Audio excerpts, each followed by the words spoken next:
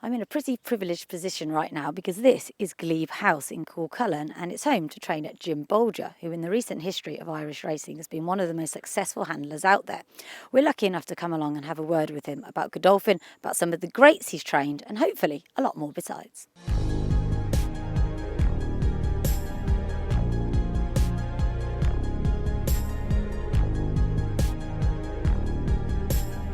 Many thanks for allowing us along today, Jim. I just want to ask you a little bit about the Irish Derby, because obviously it's a huge weekend now, and the strength of the race for you. I mean, it's very, very hard to win even a maiden here. Where do you feel that the Irish Derby's at the moment? Well, it's right up there with the best middle distance races around Europe, and it's always a top horse that wins it. So, and you know, judging by the number of times that trainers other than Aidan O'Brien have won it, that's an indication of how difficult it is to win it. But he has had a very strong team over the last 10 or 12 years that enabled him to win it so often. But at some stage that's going to level out a little bit when the rest of us get better horses, and hopefully it will become more competitive in the future than it has been in recent years. And you won it, of course, a couple of years ago with Trading Leather. I mean, he was a wonderfully tough horse. Where does he rank amongst the greats that you trained? He'd be just a little bit behind the very best ones, but he was a really good staying middle distance type horse, and he wasn't quite as good as Sanjavit, who won it for me in '92, but I would think that he was a bit above average for the race itself. And Sanjavit, I mean, he was a real superstar. Do you feel he's the sort of the horse that really put you on the map in the early days? He certainly didn't do any harm to my career. He was a little unfortunate going to Epsom in that we got held up with him about 10 days before the race, and he missed 2 bits of fast work before Epsom, and he finished second there, and then came back and met the same horse again at the Curragh and beat him 12 lengths and established a new track record. So as you said, he was a real superstar, but he was very ground dependent. And also he had a preference for going right-handed, so we didn't see him often enough going right-handed on the top of the ground. By the time the arc came around, the ground had turned soft, and while he ran a good race, he didn't run anywhere near his best. And then he was retired at the end of his 3-year-old days. Where would he rank up against the likes of New Approach, who of course was another absolute star? Well, I think Time Farm had, as well as I can remember, Sanjavit was rated 135 and New Approach was 134, so there was very little between them. And he must be a tremendous source of satisfaction for you, New Approach, because I think we all got the impression he wasn't the easiest perhaps to deal with. No, but he was a very genuine horse, and once you got him to the start in good shape, he always delivered, and he kept his very best until last in the Champion Stakes at Newmarket. I mean, he was scintillating that day, and I always knew that he was going to make a big impression at stud. And his Derby win was absolutely phenomenal, to pull like that and still win. Did he surprise you at all? A little bit. I thought that having pulled so hard that he wouldn't be able to finish, but Kevin gave him a great ride, and he was able to deliver in the last furlong or so. Even though he appeared to be pulling very hard, that was his nature, and it didn't take much out of him. He wasn't a warrior, so he probably wasn't taking as much out of himself as people might expect. But 10 furlongs probably was his best trip. And when he got a good gallop at 10 furlongs, he settled well and quickened up very well. He had a great turn of foot. And what attributes do you think he passed down to Dawn Approach in particular? Well, the toughness anyway was there, and the turn of foot was there. So Dawn Approach would have been that bit easier to handle. But having said that, he liked good pace in his race as well, so that he could settle. But he had an amazing turn of foot, and he always delivered. He was devastating, wasn't he, at Newmarket in particular? Yeah, well, it was looking like that he was going to be a really good 3-year-old from the 2-year-old career that he had, been unbeaten and been a champion 2-year-old, and been able to show so much speed over 7 furlongs. All he had to do was stay the mile to winning guineas, and then to go and win the St James's Palace as well. So that was the icing on the cake.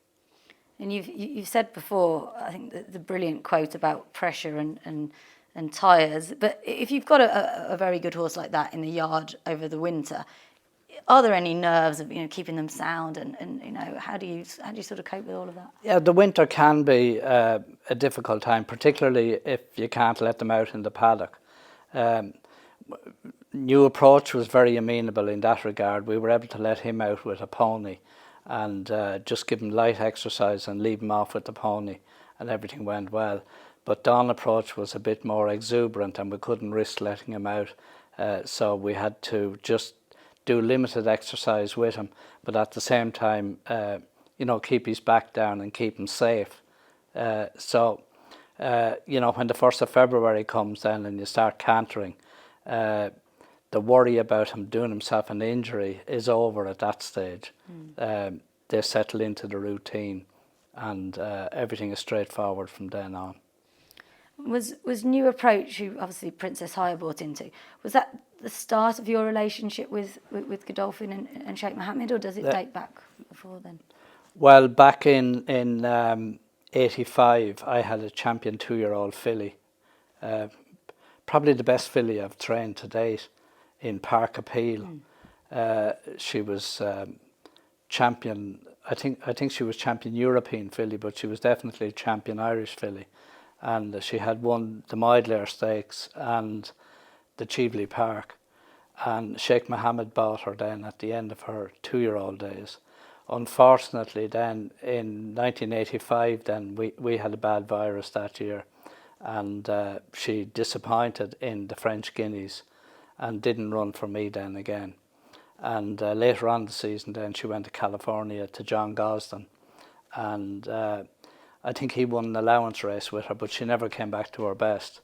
But then she did the business when she produced Cape Cross. Of course, yeah. So it's quite a sort of long relationship then you have with Godolphin, and now it seems you're one of their go-to trainers, and you've got plenty of horses for them. Well, I hope I am. Yeah, it's a very nice relationship, and it's been very successful up to now. So I'm optimistic that it will continue. I just want to talk a little bit about your sort of breeding operation, because around about 75% of your horses are homebreds, which must make you pretty unusual. I can't think of another trainer with a similar system. There's probably not another trainer who'd be as foolish as me to try to do it, but it has worked well for me, and hopefully will continue into the future. But it is a high-risk business, and I wouldn't be recommending it to too many. And how much of the success you've had is down to Galileo and you spotting him when you did, his potential? I'd have to give him a lot of credit for making things a bit easier in the last 10 years or so. I did get Teofilo and New Approach, and then Dawn Approach, and things would have been a bit more difficult without those three. Also Lush Lash is then a top filly as well. I think she won 3 Group 1s. He's been very good to me. If money were no object, would he be your go-to stallion still? Well, it'd be a toss-up between him and Dubawi. Yeah. I read a quote the other day of someone suggesting that Dubawi was more versatile than Galileo, which I thought was interesting. Would you agree? That wouldn't be my experience, but I would be putting the two of them on the same level. If I had a mare that was suited to go to either one, it wouldn't be a big decision to make to go to one year and the other one the next year. that's the two of them are two top sires. That's interesting. And do you get greater satisfaction when you win with a horse that you've bred?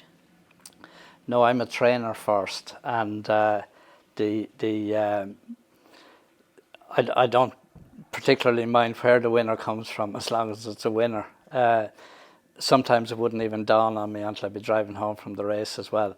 You know, I have a half sister, a half brother at home, but basically the training comes first, and never have any difficulty in deciding which horse to run. It's always the one that's ready to win the following day. And sort of bearing that in mind, what horse, has there been one horse over the years that's given you the most pleasure? One horse you really enjoyed training and really been proud of? Well, Teofilo was a big one because he was the first really good 2-year-old that I had bred, and then to see him subsequently do so well at stud is another reason for great satisfaction. But it would have to be Dawn Approach, because I had trained his sire and bred him, and we expected him from, you know, very early in his 2-year-old days to be a top horse, and he didn't disappoint. So he would be the one that I would have got the greatest satisfaction from. That's interesting. And have you been to see him a few times since he's Oh, I retired? have, yeah. Anytime I'm in Kildang, they always pull him out and we have a look. He's a lovely horse. I just want to touch a little bit on technology, because you're sort of ahead of the game in many respects with this gene testing. And I didn't realise until early this week you were one of the founders of Equinome. Is that right? It's your idea? Well, the founder of the company, but not the science. Right, okay. Obviously, I'm just a trainer. Well, Dr. Emmeline Hill asked me for access to the horses about 10 or 12 years ago, and I freely gave it, and she got samples from all the horses over a 5 or 6 year period.